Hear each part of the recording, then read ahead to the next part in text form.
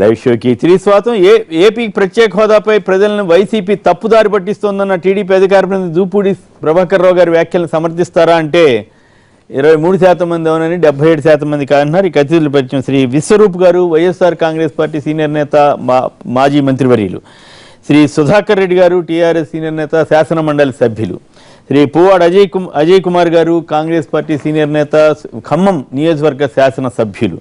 శ్రీ రఘురామ్ గారు, Bharatiya Janata party senior నేత, BJP AP కేంద్రం అట్లాగే ఢిల్లీ మధ్య సమన్వయకర్త. ముందుగా ఏపీలో పవన్ కళ్యాణ్ వ్యాఖ్యలు కానీ అట్లాగే భూసేకరణకు సంబంధించి కానీ ఇతర ఇష్యూస్లోకి వెళ్ళడానికి ముందుగా ఈరోజు కేసీఆర్ గారు తెలంగాణలో ప్రతిష్టాత్మకంగా గ్రామజ్యోతి కార్యక్రమాన్ని ప్రారంభిస్తున్నారు. వారోత్సవాలు జరుపుతూ ఉన్నారు. అందులోనూ ఆదర్శవంతమైన గ్రామంగా పేరొందిన గంగదేవిపల్లిలో ఈ కార్యక్రమాన్ని ఆరంభిస్తుంటే యశోద ఆసుపత్రికి సంబంధించిన వారు 50 లక్షల విరాళం కూడా ఇవ్వబోతున్నారు. అయితే మరి విపక్షాలు మాత్రం ఈ గ్రామజ్యోతిపై విరుచుకుపడతా ఉన్నాయి. ఇదంతా కూడా తప్పుదారి పట్టించేదే, అక్కడ ఎంపీటీసీలు మండలాధ్యక్షులకి ప్రమేయం లేకుండా చేస్తున్నారని విమర్శలు చేస్తున్నారు. ఈ ఇష్యూస్ నుంచి పక్కకు దారి పట్టించడానికే చేస్తున్న ప్రయత్నం. గతంలో ఏం చేశారు, ఇప్పుడేం చేస్తున్నారని వారు ప్రశ్నిస్తున్నారు. మరి విపక్షాల మాటలు వాస్తవమా, లేదు గ్రామజ్యోతి వారు టీడీపీ నేతలు కానీ ఇతరత్ర టీఆర్ఎస్ జ్యోతిగా మారిందని కూడా అంటున్నారు. నిజంగానే టీఆర్ఎస్ జ్యోతిగా మారినా మారకపోయినా గ్రామాలకు అది జ్యోతి అవుతుందా, వరం అవుతుందా లేదా? ముందుగా అజయ్ కుమార్ గారు మాట్లాడతారు. ఈ ప్రభుత్వం ఈరోజు ప్రారంభించబోయే గ్రామజ్యోతి పథకం ప్రధానంగా దీనికి బ్యాక్డ్రాప్ ఏంటంటే, ఈ 14th ఫైనాన్స్ కమిషన్లో కేంద్ర ప్రభుత్వం ఒక జీవో తీసుకొని వచ్చింది. అదేంటంటే 70% ఆఫ్ ది నిధులు ఇప్పుడు డైరెక్ట్గా గ్రామ పంచాయతీలకు వెళ్తున్నాయి. ఇంతకుముందు 40% గ్రామ పంచాయతీలకి, 30% జడ్పీలకి, మండల పరిషత్లకి, జడ్పీలకి అట్లా వెళ్ళేది. సో 70% ఆఫ్ ది ఫండ్స్ కేంద్రం నుంచి కేటాయించబడే ఫండ్స్ అవుతున్నాయి డైరెక్ట్గా గ్రామ పంచాయతీలకు వెళ్తున్నాయి. సో ఈ గ్రామ పంచాయతీలకు వెళ్ళే నిధులు ఏవైతున్నాయో అవి ఇప్పుడు గ్రామజ్యోతిలో ప్రభుత్వం ప్రకటిస్తున్న నిధులు ఏవైతున్నాయో ఇవన్నీ కూడా 13th finance commission, 14th finance commission, అలాగే మన్రేగా అంటే మనం ఎన్ఆర్ఈజిఎస్ అంటాం, ఉపాధి హామీ పథకం కింద వచ్చే ఫండ్స్, తర్వాత ఆయా గ్రామాల సొంత నిధులు అంటే ఏదైనా ఉంటే సీనరేజ్లో లేకపోతే సెస్లో ఉంటాయి అవి. సో మనకు సంబంధించినంత మటుకి తెలంగాణ రాష్ట్రంలో ఉన్న గ్రామాల్లో ఎక్కడైనా ఇసుక సీనరేజ్లు అట్లాంటి ఉన్న దగ్గర గ్రామ పంచాయతీలు ఎక్కువ నిధులు సొంతంగా ఉన్నాయి. కానీ అదర్వైజ్ గ్రామ పంచాయతీలు అన్నీ కూడా డిపెండ్ కావాల్సింది అన్నీ కూడా ఈ నిధుల మీద. 13th finance commission, 14th finance commission funds, SFC funds, అట్లనే ఎన్ఆర్ఈజిఎస్ ఫండ్స్. కానీ సొంత ఫండ్స్ అయితే మాత్రం చాలా తక్కువ ఉంటాయి. సో కేసీఆర్ గారు చెప్తున్నది కూడా 2 కోట్ల నుంచి 6 కోట్ల వరకు ఒక్కొక్క గ్రామానికి ఏదైతే ఈ నిధులు వస్తాయని చెప్తున్నారో రాబోయే 4 సంవత్సరాల్లో, ఇది ఈ 1 సంవత్సరం కాదు, రాబోయే 4 సంవత్సరాల్లో దీనికి మ్యాచింగ్ గ్రాంట్గా రాష్ట్ర ప్రభుత్వం కేవలం 1000 కోట్ల రూపాయలు మాత్రమే ఈ 13,000 గ్రామాలకి ఇస్తా ఉంది. అంటే around 5 to 6 lakhs per village. But వాళ్ళ ఉద్దేశం ఏంటంటే ఆల్ ది ఫండ్స్ని పూల్ చేసి, ఆ పూల్ చేసిన ఫండ్స్తోని ఆ మన గ్రామంలో ఉన్న పనుల యొక్క ప్రాధాన్యతను బట్టి వాటిని టేకప్ చేయాలని చెప్పి. అయితే ఇందులో ఉన్న ఒక సమస్య ఉంది సార్. ఇందులో ఏంటంటే ఇప్పుడు ఉపాధి హామీ పథకం ఉంది. ఉపాధి హామీ పథకానికి కేంద్ర ప్రభుత్వం ఇస్తున్న నిధులు ఏవైతున్నాయో వాటికి సర్టన్ గైడ్ లైన్స్ ఉన్నాయి. అంటే టాయిలెట్స్ కనో లేకపోతే ఇతరత్ర వాటికనో దాంట్లో కూడా మెటీరియల్ కాంపనెంట్ 40% అయితే 60% లేబర్ కాంపనెంట్ అని చెప్పి ఫండ్స్ ఉన్నాయి అట్లా. సో అట్లనే 13th ఫైనాన్స్ కమిషన్లో, 14th ఫైనాన్స్ కమిషన్లో కూడా డిఫరెంట్ ఫండ్స్ ఉన్నాయి. ఎక్సెప్ట్ ట్రైబల్ సప్లాన్, తర్వాత ఎస్సీ సప్లాన్ ఫండ్స్ తప్పితే మిగతా ఫండ్స్ అన్నిట్లో కూడా ఏదో ఒక రైడర్ ఉంది. ఇప్పుడు ఇంతకీ ఏమిటి దీంట్లో ప్రాబ్లం ఏంటి? మీ జీవన్ రెడ్డి గారు కానీ మీ పార్టీ వాళ్ళంతా అంటే సార్ ఎందుకు విమర్శలు చేస్తారు? యాక్చువల్గా ఏంటంటే ఇదేమి కొత్తగా ఇది చేసేది కాదు. రాష్ట్ర ప్రభుత్వం దీనికి ప్రత్యేకించి ఫండ్స్ అలొకేషన్ ఏం లేదు. ఉన్న ఫండ్స్ ని వాటన్నిటినీ కూడా ఎట్లయినా సరే ఈ సంవత్సరం నుంచి 70% ఆఫ్ ది ఫండ్స్ కేంద్రం ఇచ్చే ఫండ్స్ డైరెక్ట్ గా సర్పంచులకే ఇస్తా ఉంది. కాబట్టి గ్రామాల్లోనే చేయాలని, అది కూడా అన్ని విభాగాలని పంచాయతీరాజ్ శాఖ కిందకి తీసుకొని వస్తా ఉన్నారు. ఇప్పుడు విద్యాశాఖ ఫండ్స్ ఉంటాయండి, విద్యాశాఖ కేటీఆర్ గారి శాఖ అంటారు, ఆర్డబ్ల్యూఎస్ శాఖ వేరే ఉంటుంది, లేకపోతే ఆర్ఎండ్బి అని మొత్తం కలిపి పంచాయతీరాజ్ శాఖని ఇది నిర్వహించబోతా ఉంది. దీంట్లో కూడా మిగతా స్థానిక ప్రజాప్రతినిధులు అందరూ కూడా అంటే ఇప్పుడు ఆల్మోస్ట్ ఇక జడ్పీకి ఫండ్స్ లేవు, మండలాలకు ఫండ్స్ లేవు, నిల్. ఇవాళ చెప్పాలంటే జడ్పీ చైర్మన్లు, మండల పరిషత్తు, జడ్పీటీసీలు, ఎంపీటీసీలు, ఎంపీపీలు చేతులు ముడుచుకొని కూర్చున్నారు. ఇప్పుడు దీని తర్వాత ఇంకా వాళ్ళందరూ ఆందోళన చేస్తుంది కూడా కారణం ఏంటంటే, మనం ఆలోచించాల్సిన కూడా ఏంటంటే, వాళ్ళు ప్రజాప్రతినిధులు సర్పంచులతో పాటుగా, కానీ వీళ్ళని గ్రామజ్యోతిలో వాళ్ళని కూడా ఇంక్లూడ్ చేస్తే బాగుండేది. ఓవరాల్గా మేము కాంగ్రెస్ పార్టీ చెప్పేది కూడా ఏంటంటే, మంచి పథకం మీరు అమలు చేస్తే నష్టం లేదు, కానీ this is a new old wine in new bottle అంతే. ఇప్పుడు యాక్చువల్ గ్రామ స్వరాజ్యం రావాలని చెప్పి పంచాయతీరాజ్ వ్యవస్థను బలోపేతం చేయడానికి అని చెప్పి కాన్స్టిట్యూషనల్ అమెండ్మెంట్ రాజీవ్ గాంధీ గారు ప్రధానమంత్రి ఉన్నప్పుడు 73-74 కాన్స్టిట్యూషన్ అమెండ్మెంట్ చేసి గ్రామ స్వరాజ్యం కోసం అని చెప్పి చేసింది కాంగ్రెస్ పార్టీ యాక్చువల్గా ఆ రోజుల్లో చేసినాయి. సో అక్కడి నుంచే కదా అసలు మన ఈ 12th finance commission 13th finance commission funds direct గా గ్రామాలకు రావటం మొదలు పెట్టింది. సో డెఫినెట్ గా ఈ పథకం ద్వారా ప్రభుత్వం ఏదైతే ఆశిస్తుందో ప్రచారం కాకుండా నిజంగా పనులు జరిగితేనండి నో ప్రాబ్లం. నేను పర్సనల్ గా నా ఒపీనియన్ చెప్తా ఉన్నా. నేను దీన్ని విమర్శించాలి అని చెప్పి ఏదో ప్రభుత్వం అంటే ఇప్పుడు అది టీడీపీ వాళ్ళు చేసే ఆరోపణ. టీఆర్ఎస్ జ్యోతి అని అన్ని ఎందుకు అంటున్నారంటే వాళ్ళ భయం ఏంటంటే ఇది మొత్తం పంచాయతీరాజ్ శాఖ కిందకి వెళ్తుంది కాబట్టి, పంచాయతీరాజ్ శాఖకి మంత్రిగా ఉన్న కేసీఆర్ గారు తనయుడు కాబట్టి ఆయన ఏదో ప్రొజెక్ట్ చేయడానికి డెఫినెట్ గా ఇది గ్రామంలో గ్రామ జ్యోతి అంటే డెఫినెట్ ఇప్పుడు గ్రామంలో ఉన్న ప్రతి ఇంటికి ఓ పోస్టరో లేకపోతే ఒక ఇదో వెళ్ళిపోద్ది. ఆయన్ని ప్రొజెక్ట్ చేయడానికని మొత్తం అన్ని శాఖలని నిర్వీర్యం చేసి ఈ నిధుల్ని కేవలం ఆ ఒక్క అంటే నేను వాళ్ళ ఉద్దేశం చెప్తాను. ఏపీలో కర్షక పరిషత్ పెట్టినప్పుడు కూడా ఇట్లాగే నేను అదే చెప్తాను. గతంలో సార్ ప్రతి ప్రభుత్వం కూడా ఏం చేసినాయి అంటే ఈ ఫండ్స్ ని పర్కులేట్ చేయడానికి చంద్రబాబు నాయుడు గారు ఉన్నప్పుడు జన్మభూమి చేస్తారు. మా ప్రభుత్వంలో ఉన్నప్పుడు ప్రజాపథము, రచ్చబండ 1, రచ్చబండ 2 ఇలాంటి కార్యక్రమాలు చేసినాయండి. ఇవన్నీ ఇప్పుడు ఇది గ్రామజ్యోతి అనే చేసిందాన్ని వీళ్ళు చేస్తున్నారు. సో ఆబ్వియస్ అంటే కాకపోతే ఏమైందంటే అప్పుడు ఏంటంటే అన్ని శాఖల నిధుల్ని అక్కడ సమీక్షించేవాళ్ళు ఆ ప్రజాపదంలో కానీ జన్మభూమిలో కానీ రచ్చబండ 1, 2లో కానీ. ఇప్పుడు ఏంటంటే డైరెక్ట్ గా అవన్నిటిని కూడా పంచాయతీరాజ్ శాఖ కిందకి తీసుకురావడం జరుగుతుంది. సో ఇదంతా కేటీఆర్ గారి ప్రొజెక్షన్ ఉపయోగపడుతుంది. నేను ప్రత్యేకించి కేటీఆర్ గారిని కాదు కానీ ప్రభుత్వం తీసుకున్న ప్రాధాన్యం పిఆర్ శాఖను బలోపేతం చేసి వారి ద్వారా ఖర్చు పెట్టించాలనేది డెఫినెట్ గా సార్. టిఆర్ఎస్ పార్టీ అనేది ఒక ప్రాంతీయ పార్టీ. డెఫినెట్ గా వాళ్ళు ఎఫెక్టివ్ గా చేసి కేసీఆర్ గారికి, కేటీఆర్ గారికి, హరీష్ రావు గారికి ఎక్కువ పేరు రావాలని ఆయా శాఖల నుంచి డెఫినెట్ గా ఇంపార్టెంట్ శాఖలు తప్పులేదు, మంచి పేరు వస్తే తప్పులేదు. నేను అనేది ఏంటంటే దాన్ని సదుద్దేశంతో మేము సదుద్దేశంతోనే తీసుకోవాలంటున్నాను. విమర్శనాత్మకంగా ఉండాలి కానీ అదేదో ముందే అసలు జీవన్ రెడ్డి గారు తప్పు మాట్లాడారు. అడిగితే నేను జీవన్ రెడ్డి గారు మాట్లాడిన తప్పు పక్కదారి సమస్యలను పక్కదారి పట్టించడానికి ఇవన్నీ పెట్టారని అంటే అఫ్ కోర్స్ ఇప్పుడు సమస్యలు అయితే లేకుండా అయితే లేవు. సమస్యలు నిజంగా చాలా సమస్యలు ఉన్నాయి. సమస్యలు అయితే లేకుండా లేవు.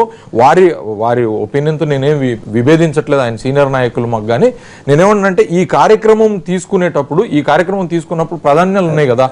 1 వీక్ ఈ గ్రామ సభలు నడిచి అవి ఎట్లున్నాయో చూసి దాని తర్వాత ప్రధాన ప్రతిపక్షంగా మేము దాని మీద అగ్రెసివ్కి వెళ్తే బాగుంటుంది. రైట్. రఘు గారు మీరు చెప్పండి, తెలంగాణ ప్రభుత్వం చేపడుతున్న గ్రామ జ్యోతి పైన మీకు ఏమైనా అవగాహన ఉందా? వారి స్కీమ్ ని మీరు సమర్థిస్తారా? ఢిల్లీలో మీ కేంద్ర ప్రభుత్వం ఎట్లా డీల్ చేస్తుంది? నేను అంటానంటే కేసీఆర్ గారు చాలా తెలివైన వ్యక్తి అని అందరికీ తెలుసు. ఈయన కేంద్ర ప్రభుత్వం ఇప్పుడు అజయ్ గారు చెప్పినట్టుగా కేంద్ర ప్రభుత్వ పథకాలని, కేంద్ర ప్రభుత్వం ఇచ్చే నిధులని కేవలము ఆయన సొంత ఎజెండా ఒక గ్రామ జ్యోతి అని ఒక పెట్టుకుని దాన్ని కేంద్రానికి ఏమాత్రం సంబంధం లేనట్టుగా ఓన్లీ రాష్ట్ర ప్రభుత్వం ఇదంతా చేస్తున్నట్టుగా ఆయన ఈ పిక్చర్ ఇవ్వాలని ప్రజలకి ఆ విధంగా గ్రామ జ్యోతిని పెట్టి ప్రజల్లోకి వెళ్తున్నారు ఆయన. అయితే ఆయన ఇంతకుముందు ఎన్ని పథకాలు పెట్టినా కూడా ఇప్పుడు స్వచ్ఛ భారత్ అంటే ప్రధానమంత్రి మోడీ గారు స్వచ్ఛ భారత్ కార్యక్రమం పెట్టిన తర్వాత దాన్ని స్వచ్ఛ హైదరాబాద్ అన్నారు. ఓకే, అన్ని కేంద్రం నుంచి వచ్చినట్టు కేంద్ర ప్రభుత్వం డైరెక్షన్ నేను పనిచేస్తున్నాను, నో డౌట్ దాంట్లోనూ. అయితే ఎంతవరకు దీని మీద కేంద్రానికి రావాల్సినటువంటి నరేంద్ర మోడీ గారు కానీ కేంద్ర ప్రభుత్వానికి ఇది ఇస్తోంది, కేంద్ర ప్రభుత్వం నుంచి వస్తున్నాయి నిధులన్నీ అని తెలియచేయకుండా గతంలో కూడా చంద్రబాబు నాయుడు గారు మాకు మన పార్ట్నర్గా ఉన్నప్పుడు ఎన్డీఏలో వాజ్పేయి గారి ప్రభుత్వంలో కూడా అనేక పథకాలని, కేంద్ర ప్రభుత్వ పథకాలని కేంద్రం ఇస్తున్నట్టు చెప్పకుండా వాజ్పేయి గారి పేరు లేకుండా ఆయన సొంత పేర్లు పెట్టుకుని నడిపించారు ఆయన కూడా అక్కడ. అదేవిధంగా ఈయన కూడా అదే ఎజెండాలో వెళ్తున్నారు. ఎందుకంటే కేంద్రానికి పేరు రాకూడదు, ఆయనకే పేరు రావాలా, వాళ్ళ టీఆర్ఎస్ ప్రభుత్వానికి పేరు రావాలనే ఉద్దేశంతో చేస్తున్న అది కానీ కనపడుతుంది ఇదంతా కూడా. ఎందుకంటే ఆయన మళ్ళీ ఈ పథకం తర్వాత ఇది ఎంత సీరియస్ గా చేస్తారు అనేది చాలా ఇంపార్టెంట్ అండి. ఎందుకంటే ఇన్ని లక్షల కోట్ల రూపాయల నిధులు వస్తున్నాయి, వీటిని నిజంగానే వాళ్ళు టీఆర్ఎస్ కేడర్ కి ఉపయోగించుకుంటారా లేదా నిజంగానే ప్రజలకు ఉపయోగిస్తారా అనేది కూడా దీని మీద సందేహాలు ఉన్నాయి తప్పనిసరిగా. అంచేత వీళ్ళు ఈ పథకం ఏదైతే ఉందో ఇవన్నీ కలిపి మిక్స్ చేసి వాటిని ఒక గ్రామానికి ఆయన దీన్ని అనుభవిస్తున్నారు గ్రామ జ్యోతి కింద. బట్ దీని మీద తప్పనిసరిగా కేంద్ర వాటా ఉంది కాబట్టి కేంద్రం నుంచి వచ్చినటువంటి ప్రతి నిధులు కూడా ప్రజలకు తెలియాలని మా ఉద్దేశం అండి. రైట్. విశ్వరూప్ గారు, మీ అనుభవం ఏంటి? ఇక్కడ ఏపీలో ఇక్కడ గ్రామజ్యోతి, అక్కడ ఏపీలో జన్మభూమి కమిటీలు అనేది పెట్టినట్టున్నారు, ఎట్లా ఉన్నాయి? ఈ రెండుకి పోలిస్తూ మాట్లాడండి. గ్రామజ్యోతి అంటే గ్రామాలని అభివృద్ధి చేయాలన్న తలంతో చేసిన కార్యక్రమాన్ని మనం హర్షించాలి. ఎందుకంటే గ్రామాలు అభివృద్ధి చెందవలసిన ఆవశ్యకత ఎంతైనా ఉంది. ఈవేళ ఏ ప్రభుత్వాలు వచ్చినా అభివృద్ధి కేవలం పట్టణాల వరకే పరిమితం చేస్తుంది తప్ప అసలైన గ్రామాల్లో ఉన్నటువంటి సమస్యలను కానీ ఆ సమస్యలను ఏ విధంగా ఇచ్చేయాలనే దాన్ని కొన్ని కార్యక్రమాలు చేపట్టినప్పుడు కూడా అంతంత మాత్రంగా జరిగాయి. గతంలో కాంగ్రెస్ హయాంలో అనేక కార్యక్రమాలు జరిగాయి, తెలుగుదేశం అనేక కార్యక్రమాలు జరిగాయి. ఏదేమైనప్పుడు కూడా గ్రామాలు అనుకున్న రీతిలో 10% కూడా సక్సెస్ సాధించలేకపోయాయి. గ్రామాల్లో ఉన్నటువంటి పారిశుద్ధ కార్యక్రమం కానీ, అదేవిధంగా గ్రామాల్లో ఉన్నటువంటి రోడ్లు కానీ సమస్యలు ఎక్కడా కూడా తీరలేదు. గతంలో రాజశేఖర రెడ్డి గారు ఉన్నప్పుడు గ్రామ స్థాయిలోనే అభివృద్ధి జరగాలని ఇందిరమ్మ అనే కాన్సెప్ట్ పెట్టి 33% గ్రామాల్లో సంవత్సరానికి వచ్చి 33% గ్రామాలు అభివృద్ధి శాచ్యురేషన్ కింద ఆ గ్రామాల్లో ఉన్నటువంటి అన్ని సమస్యలు, ఉదాహరణకి రేషన్ కార్డులు కానీ, అదేవిధంగా టాయిలెట్ సౌకర్యం కానీ, అదేవిధంగా హౌసెస్ కానీ, ఈ మూడు రంగాలని కూడా అభివృద్ధి చెందాలని చెప్పి రాజశేఖర రెడ్డి చేశారు. కార్యక్రమం బాగానే సక్సెస్ అయింది. ఏదేమైనప్పుడు కూడా కేసీఆర్ గారు రాష్ట్ర ముఖ్యమంత్రిగా ఆ గ్రామాల అభివృద్ధి కోసం ఏ కార్యక్రమం చేపట్టే హక్కు వారికి ఉంది. కానీ ఇది కేవలం గతంలో రాష్ట్ర ప్రభుత్వంలో కేంద్ర ప్రభుత్వం చేపట్టినటువంటి కార్యక్రమాలుగా కేవలం ప్రచారానికి మాత్రమే పరిమితి కాకుండా ఆచరణలో ఎంతవరకు సక్సెస్ అవుతుంది అనేది 1 సంవత్సరం 6 నెలలు ఎదురు చూసిన తర్వాత ఆ కార్యక్రమంలో ఎంతవరకు దీన్ని సక్సెస్ అయ్యారు. అంటే ఒక ప్రధానమైన విషయం ఏంటంటే గతంలో మన ఊరు మన ప్రణాళిక పడావుడు చేశారు, అవన్నీ ఏమైపోయినాయి, ఇదంతా అనేది కూడా నేను అదే చెప్తున్నాను. ఉదాహరణకి కేంద్ర ప్రభుత్వం స్వచ్ఛ భారత్ కార్యక్రమం తీసుకున్నారు. ఇవాళ సంవత్సరం తర్వాత మనం సమీక్షించుకుంటే కేవలం ఫోటోలకే పరిమితం అయ్యారు రాజకీయ నాయకులు కానీ, లేకపోతే సినిమా స్టార్లు కానీ, ప్రతి ఒక్కరు తప్ప దానికి మోడీ గారు ప్రతి ఒక్కరు రాజకీయ నాయకులు ప్రతి ఒక్కరు దాన్ని మంచి కార్యక్రమం, కానీ దాన్ని అనుకున్న రీతిలో ఆయన ఊహించిన రీతిలో ఈ కార్యక్రమాన్ని ముందుకు తీసుకెళ్ళకపోతే కార్యక్రమం చాలా మంచి కార్యక్రమాన్ని మేము విమర్శించట్లేదు సోదరా, కార్యక్రమాన్ని విమర్శించలేదు, కార్యక్రమాన్ని మేము విమర్శించలేదు. ఎంతవరకు సక్సెస్ అయిందని మీరు ఫోటోలు గాంధీనే వారణాసిలో ప్రైమ్ మినిస్టర్ వెళ్తుంటే అంత నీట్ గా పెడతారా, లేకపోతే ఆయన కోసం చెత్తేసి ఆయన వచ్చిన తర్వాత క్లీన్ చేస్తారా? అది అర్థమైపోతుంది రఘు గారు. కార్యక్రమం మంచిది, ఉద్దేశం మంచిది, ఎయిమ్స్ అండ్ ఆబ్జెక్టివ్ చాలా మంచిది, ఎయిమ్స్ అండ్ ఆబ్జెక్టివ్ చాలా మంచిది. అది ఎంతవరకు చూపించారు సార్? ఏమైంది కాంగ్రెస్ ప్రభుత్వం నేను కార్యక్రమం చాలా మంచిది, ఎయిమ్స్ అండ్ ఆబ్జెక్టివ్ మంచిది. ఈ విధంగా స్వచ్ఛ భారత్ ఉండాలన్నది ప్రతి ఒక్కరు భారతీయంగా ప్రతి ఒక్కరు రచించాలి. కానీ ఎంతవరకు సక్సెస్ అయింది, ఏ విధంగా అయింది? ఈవేళ మీరు గుండె మీద చేసుకున్న స్వచ్ఛ భారత్ ద్వారా ఇది సాధించామని చెప్పగలండి? ఏం సాధించలేకపోయాం. నేను అదే అన్నాను, నినాదాలకు పరిమితం కాకుండా ఏదైనా ఒక అంశం తీసుకున్నప్పుడు దాన్ని ఎంత సాధించామేమో ఈ లోకెళ్ళ అదే విధంగా ఈ కార్యక్రమాల్లో కేవలం ప్రచారాన్ని పరిమితం కాకుండా ఆచరణలో మనం ఎంతవరకు సక్షమైన దాని మీద ఈ ప్రోగ్రామ్ యొక్క భవిష్యత్తు కానీ రాష్ట్ర ప్రభుత్వం యొక్క భవిష్యత్తు ఉంటుంది. ఈవేళ ఎన్నో రోజుకో కార్యక్రమం పెట్టచ్చు, కానీ దాని ఎంతవరకు ప్రజలకు రీచ్ అయింది, ప్రజలకు ఎంతవరకు ఉపయోగపడుతుంది అన్నది మెయిన్ ఇంపార్టెంట్. ఒక అడిషన్ గ్రామజ్యోతిలో యాక్చువల్గా స్వచ్ఛ భారత్ కూడా ఇప్పుడు 7 కమిటీలు వేశారండి. యాక్చువల్గా ఒక్కొక్క రోజు ఒక్కొక్క పని మీద ఇది చేస్తారు. ఇందులో స్వచ్ఛ భారత్ దాని మీద కూడా ఒకటి వేసి కేంద్ర ప్రభుత్వం ఇచ్చిన 200 కోట్ల నిధులను కూడా ఇందులో స్పెండ్ చేయాలనే ఉద్దేశంతో స్వచ్ఛ భారత్ని కూడా ఇంక్లూడ్ చేశారు. కానీ విశ్వరూప్ గారు చెప్పినట్టు స్వచ్ఛ భారత్ పథకం కేంద్ర ప్రభుత్వం అమలు చేసినా కూడా చిత్తశుద్ధితో దానికి నిజంగా నిధులు ఎక్కువ ఇచ్చి ఉంటే బాగుండేదండి. అంటే మన ఒక తెలంగాణ రాష్ట్రం మొత్తానికి కలిపి 200 కోట్లు అంటే ఏ మూలకు సరిపోద్దండి? అంటే 13,000 గ్రామాలు, ఇన్ని పట్టణాలు, నగరాలు ఇవన్నీ చూసుకుంటే 200 కోట్లు ఏ మూలకు వస్తుందని చెప్పి ఇవ్వగలుగుతారు. ఏ గవర్నమెంట్ కైనా పరిమితులు ఉంటాయి కదా. డెఫినెట్ గా ఏ గవర్నమెంట్ కైనా పరిమితులు. మీరు ఫ్లాగ్షిప్ ప్రోగ్రామ్ తీసుకున్నారు, కేంద్ర ప్రభుత్వం ఫ్లాగ్షిప్ ప్రోగ్రామ్ కింద తీసుకొని మహాత్మా గాంధీ గారి కళ్ళజోడు మీరు లోగోగా పెట్టి దాన్ని మీరు ఇది చేస్తున్నారు. స్వచ్ఛ భారత్ మీ ఇంతకుముందు చేయలేదు గతంలో స్వచ్ఛ భారత్. నేను అనేది ఏంటంటే మీరు ఫ్లాగ్షిప్ ప్రోగ్రామ్ తీసుకున్నప్పుడు. సుధాకర్ రెడ్డి గారు మాట్లాడాను ముందుగా. నగేష్ గారు హైదరాబాద్ నుంచి ఒక లైన్ లో ఉన్నారు. నగేష్ గారు నమస్కారం, మాట్లాడండి. సార్ నమస్తే. సార్ నమస్తే, మాట్లాడండి. మీరేమంటారు? గ్రామజ్యోతి, స్వచ్ఛ హైదరాబాదు, బీజేపీ, టీఆర్ఎస్ జ్యోతి అని ఇట్లా అంటున్నారు కదా, మీరేమంటారు? సార్ ఇప్పుడు ఢిల్లీ నుంచి మాట్లాడుతున్నారు బీజేపీ నుంచి, అతను ఎవరో కొత్తగా చూస్తున్నా నేను. రఘు గారు రఘు గారు. సార్ ఇప్పుడు మనకు హైదరాబాద్ నుంచి సెంట్రల్ ఎక్సైజ్ పైసలు వెళ్ళిపోతున్నాయి ఢిల్లీకి. తెలంగాణ పైసలు అని అంటున్నామా సార్? కేసీఆర్ పైసలు అంటున్నామా? ఇంకొకటి ఏంటంటే ఇప్పుడు బీజేపీ వాళ్ళు చేసిన ప్రతిదానికి ఇంకా నయం మోడీ జన్మభూమి, మోడీ స్వచ్ఛ భారత్ అని ఇంకా పెట్టిపోయలేదు సార్ వాళ్ళు. సెంట్రల్ నుంచి వచ్చే పైసలు బీజేపీ చెప్పాలంటే పేర్ల మీద అట్లా కాదు, మీరు అన్యాయంగా మాట్లాడుతున్నారు. ఇవాళ రేపు ముఖ్యమంత్రులు వాళ్ళ పేర్ల మీదే కానుకలను రకరకాలుగా స్కీములు పెట్టుకుంటుంటే మోడీ గారిని అట్లా అంటున్నారు. అది మర్యాదేనా మీరు అట్లా అంటాం? సార్ ఇప్పుడు గ్రామ జ్యోతి అని కేసీఆర్ పేరు ఏమన్నా ఉందా సార్? అలా దాంట్లో లేదులే. కాకపోతే అట్లా కాదు, ఇప్పుడు కేసీఆర్ చేసే ఒక్కటన్నా కేసీఆర్ సంబంధం చేసింది ఉందా? అందరు పబ్లిక్ కు సంబంధించి ఉంది అందులో. బీజేపీ వాళ్ళు మరీ అన్యాయంగా మాట్లాడుతున్నారు సార్. బీజేపీ వాళ్ళు మరీ అన్యాయంగా మాట్లాడుతున్నారా? ఓకే, సుధాకర్ రెడ్డి గారు చెప్పండి. మీ తరఫున గారు, మా రఘు గారు, ఎందుకంటే మా అజయ్ గారు అయితేనో చెప్పకనే చెప్పిండు గ్రామ జ్యోతి కార్యక్రమం మంచి కార్యక్రమం, కానీ అమల్లో మాత్రం చిత్తశుద్ధి ఉండాలనేటువంటి ఒక మాట చెప్పండి. విశ్వరూప్ గారు కూడా అదే.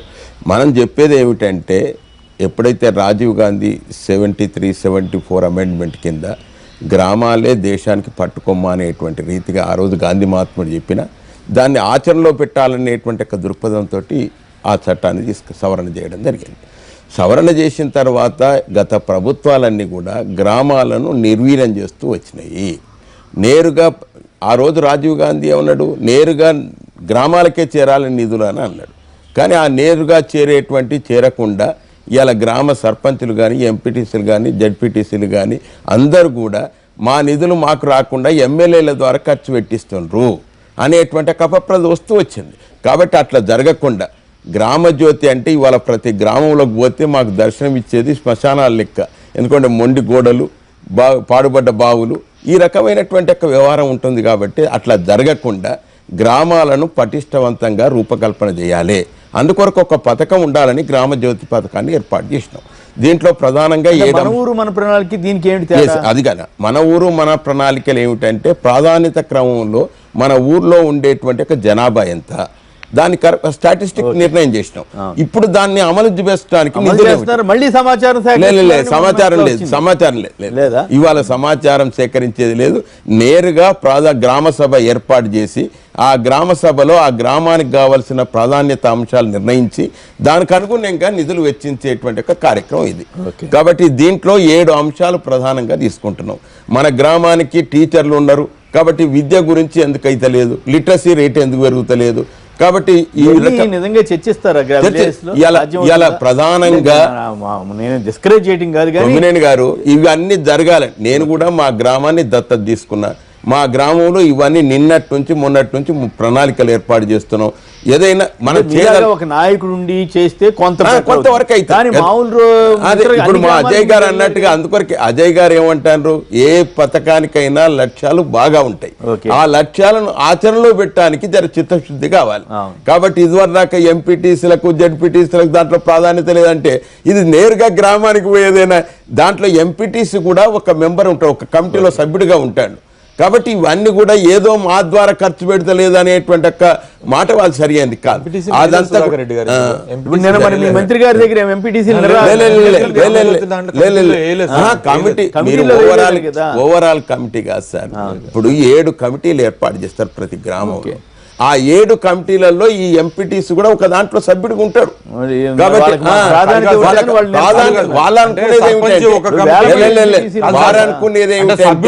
మా ద్వారా ఖర్చు పెట్టాలి అనేటువంటిది వారి యొక్క కోరిక.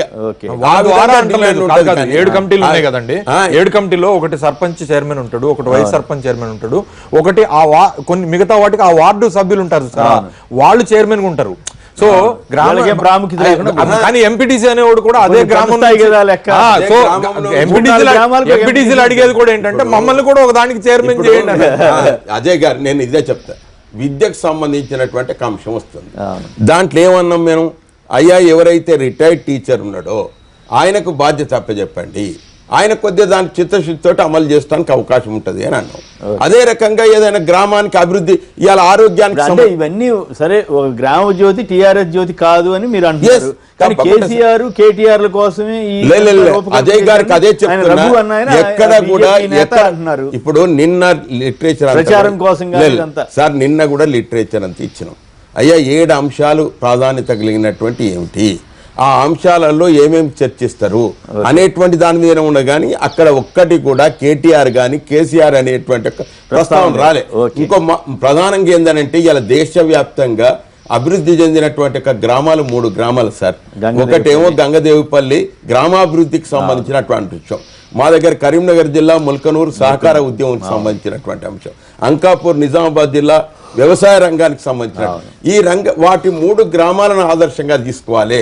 ఆ గ్రామాలకు సంబంధించినటువంటి బుక్లెట్ దానికి సంబంధించినటువంటి సమాచారం వారికి అందజేస్తున్నాం. వారి గ్రామం ఏ విధంగా అభివృద్ధి చెందింది, ఆ రకంగా మన గ్రామం ఎందుకు అభివృద్ధి చెందది అనేటువంటి మాట. ఇదివరకు కుల వృత్తుల వాళ్ళందరూ కూడా వలసపోయినటువంటి విషయం ఉన్నది. దాన్ని అంతా కూడా వాళ్ళని అందరినీ గ్రామాల వైపు మళ్లించి గ్రామాలను అభివృద్ధి చేసి వెలుగులు జిమ్మితే అదే గ్రామ జ్యోతి కార్యక్రమం. వస్తుందంటే కేసీఆర్ గారు ఏ టేకప్ చేసినా 25,000 కోట్లు 30,000 కోట్లు 50,000 కోట్లు ఎక్కడి నుంచి ఇప్పుడే చెప్పిండు మా అజయ్ గారు. 70% నిధులు కేంద్రం నుంచి. మా రఘుతోటి కూడా చెప్తున్నా, ఏదైనా మీ ప్రధానమంత్రి గారే చెప్పారు, అయ్యా మేము కేంద్రం అనేటువంటిది ఫెడరల్ గవర్నమెంట్, మా గవర్నమెంట్ ప్రమేయం ఉండదు రాష్ట్రాలల్లా. ఇవాళ నీతి ఆయోగ్ తీసుకొచ్చి ఏమన్నాం సార్, మీరు రాష్ట్రానికే పూర్తి స్వేచ్ఛ ఇస్తున్నాము, ఆ నిధులు ఖర్చు పెట్టేదంతా కూడా రాష్ట్రమే ఖర్చు పెడుతుంది అని ఓ రకంగా అట్లా నిర్ణయం చేస్తూ మళ్ళీ మా కేంద్రం ఏం మాట్లాడతలేదు, మా కేంద్రానికి పేరు వస్తలేదంటే ఎందుకు వస్తుంది సార్? మా రాష్ట్రానికి నిధులు ఖర్చు పెట్టే బాధ్యత మాది, మేము పని చేస్తాం, పని చేసేటువంటి పేరు మాకు వస్తుంది కాబట్టి కేంద్రానికి రాదు పేరు. ఒక విషయం సార్, ఒక క్లారిఫికేషన్ ఏంటంటే సుధాకర్ రెడ్డి కింద చెప్పారు, కానీ యాక్చువల్గా మన ఊరు మన ప్రణాళికలో చేసిన ప్రణాళికల్ని వీటిని ఇప్పుడు ఎగ్జిక్యూట్ చేయట్లేదు సార్ గ్రామజ్యోతిలో.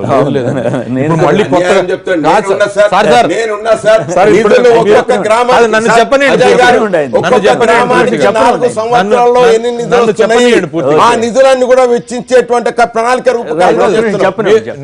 సార్ నేను శాసనసభ్యుడిగా ఎన్నికయ్యి నేను ఒక ప్రజల నుంచి వచ్చినోండి కాబట్టి నిజంగా నా దగ్గర గ్రామాలు అభివృద్ధి చెందుతాయంటే సంతోషమే కదా. మన ఊరు మన ప్రణాళిక అప్పుడు కూడా మేము ఇట్లనే నేను పర్సనల్గా ఎండిఓ ఆఫీస్లో ఆ వారం రోజులు కూర్చున్నప్పుడు దాని ప్రణాళికలు వేసినప్పుడు ప్రతి ఊరికి వేసాం. అట్లనే టౌన్లో ప్రతి వార్డుకి వేసాం, మన వార్డు మన ప్రణాళిక అని చెప్పి అర్బన్ ఏరియాస్లో. కానీ ఇవాళ రోజున మళ్ళీ ఈ గ్రామ సభలు పెట్టి ఒక్కో రోజు ఒక్కో కమిటీ వేసి ఇప్పుడు ప్రాధాన్యాలు కొత్తవి తీసుకుంటారు సార్. మేము మా డిమాండ్ ఏంటంటే మీరు గతంలో తీసుకున్న మన ఊరు మన ప్రణాళికల్లో తీసుకున్న పనులు ఏతున్నాయో సుధాకర్ రెడ్డి గారిని ఓతు తీసుకోమనండి. అయ్యే పనులు మేము గ్రామ జ్యోతిలో డెఫినెట్ గా సుధాకర్ రెడ్డి గారు మళ్ళీ ఇంకో రోజు చర్చలు మమ్మల్ని ఇద్దరిని ఆయన అభినందిస్తాను. నేను ఆయన ఇదే మాట మీద నిలబడి. రఘు గారు సమాధానం చెప్పండి. మోడీ గారు మాత్రం ప్రచారం చేసుకోవట్లేదా అంటున్నారు, మీరేమంటారు సార్?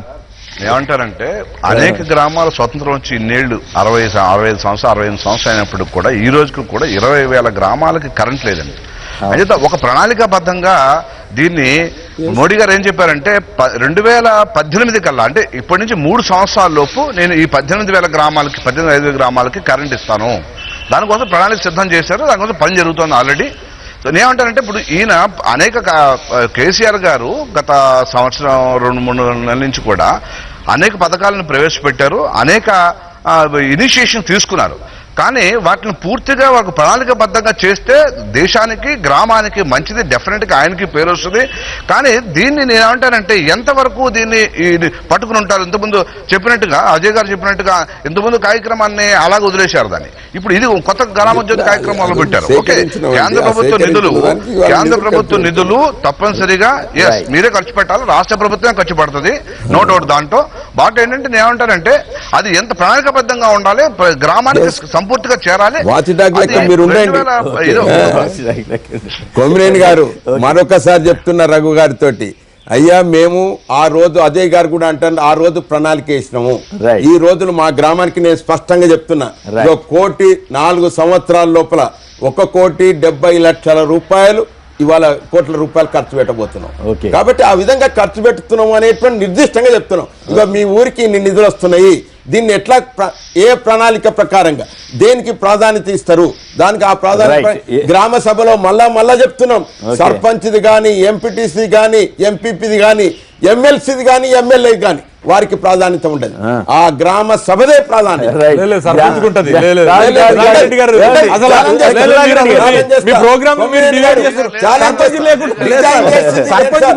అధ్యక్షుడు ఉంటాడు గ్రామ సభ. కానీ నా అనుభవం నేను కూడా చాలా కాలంగా చూస్తున్నాను కదా, ఈ గ్రామ సభలు అనే వాటికి ఒక పదార్థంలాగా మారిపోతుంది తప్ప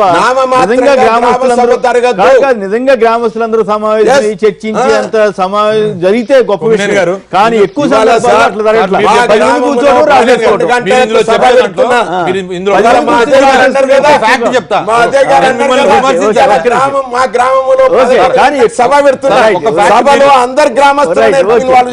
మీరు చెప్పిన దాంట్లో ఒక ఫ్యాక్ట్ ఏంటంటే మనం 50% ఇప్పుడు లేడీ రిజర్వేషన్ చేసాం. ఎంతమంది సర్పంచులు భర్తలు వారు నిజంగా వారి భర్తలు వెనకాల ఉండి నడిపిస్తారు, సర్పంచులుగా భార్యలను పెడతారు, లేకపోతే ప్రజాప్రతినిధులుగా భార్యలను పెడతారు. నిజంగా మీరు చెప్పండి, గ్రామ సభలో 10 మంది మాట్లాడతారు. ప్లస్ వెనకాల నుంచి బ్యాక్ సీట్ జరగకుండా జరగాలని. కానీ ఇదంతా కూడా జనంలో చేస్తాం. ఇప్పుడు జనంలో అటువంటి చైతన్యం తీసుకొస్తున్నాం. రైట్, ఓకే, తీసుకొస్తే మంచిదే. అన్ని గంగదేవపల్లి లాగా చేయగలిగితే కేసీఆర్ గంగదేవపల్లిని వీరు కాదు సార్ చేసింది, గంగదేవపల్లి అది కమ్యూనిస్టుల గ్రామం, అది వాళ్ళు కమ్యూనిస్టులు చేశారనో వారు చేశారని అట్లా చెయ్యాలని కదా, అట్లా చేయాలన్నదే దాన్ని ఆదర్శంగా తీసుకుని ప్రయత్నం చేస్తున్నాం. ఒక్క నిమిషం. ఇక చంద్రశేఖర్ గారు నల్గొండ నుంచి లైన్ లో ఉన్నారు. చంద్రశేఖర్ గారు నమస్కారం, మాట్లాడండి. హలో చంద్రశేఖర్ గారు నమస్కారం, మాట్లాడండి. హలో మాట్లాడండి ప్లీజ్. సార్, అక్కడ ఉన్న పెద్దలందరికీ నమస్కారం సార్. గుడ్ సార్, మా వెటికమ్మంపాడు శివంలో మండలం సార్, నల్గొండ. ఏం లేదు సార్, ఈ గ్రామ జ్యోతి అనేది జన్మభూమి కంటే మంచిగా జరగాలని కోరుకుంటున్నాం సార్. కాకపోతే ఏంటంటే కేసీఆర్ గారు కొంచెం మాకు డౌట్ వస్తుంది సార్. ఈ ఉన్న ఎమ్మెల్యేలు అందరినీ ఎదుర్కొన్నాడు, తర్వాత గ్రామ పంచాయతీల ఎంపీటీసీలని, జెడ్పీటీసీలని, సర్పంచ్లని వాళ్ళ గాలం వేస్తానికి ఏమన్నా గ్రామానికి 2 కోట్లు 10 కోట్లు ఎందుకు కావద్దు, మంచి పని చేస్తున్నప్పుడు అందరూ వస్తారు. మంచి పని కాదు, ఆయన చెప్పింది ఏంటంటే ట్రూ డౌట్ ఆయన ఎక్స్ప్రెస్ చేసింది. ఇప్పుడు ఎమ్మెల్యేలు అయిపోయారు, ఎమ్మెల్సీలు అయిపోయారు. గ్రామ జ్యోతి పథకం ద్వారా సర్పంచులు గుంజే కార్యక్రమం ఎవరైతే ఎవరైతే సర్పంచులు ఎవరైతే ఉన్నారో వాళ్ళని గుంజటానికి కార్యక్రమం. ఇప్పుడు మంచి పని చేస్తున్నప్పుడు అందరు కూడా పార్టీలో చేరుతారు. మేమే అంటున్నాం కలిసి రావాలని. Right, okay. ప్రత్యేక హోదాపై ఏపీ ప్రజలను వైసీపీ తప్పుదారి పట్టిస్తోందన్న టీడీపీ అధికార ప్రతినిధి దూపుడు ప్రభాకర్ రావు వ్యాఖ్యలను సమర్థిస్తారా అంటే 22% మంది అవునని, 75% మంది కాదన్నారు. ఇప్పుడు చిన్న విరామం తర్వాత మళ్ళీ పవన్ కళ్యాణ్ గారు విజ్ఞప్తి చేస్తున్నారు. దీనిపై ఇతరత్ర ఏపీ ఇష్యూస్ మీద చర్చలోకి వెళ్దాం. ఇప్పుడు చిన్న విరామం.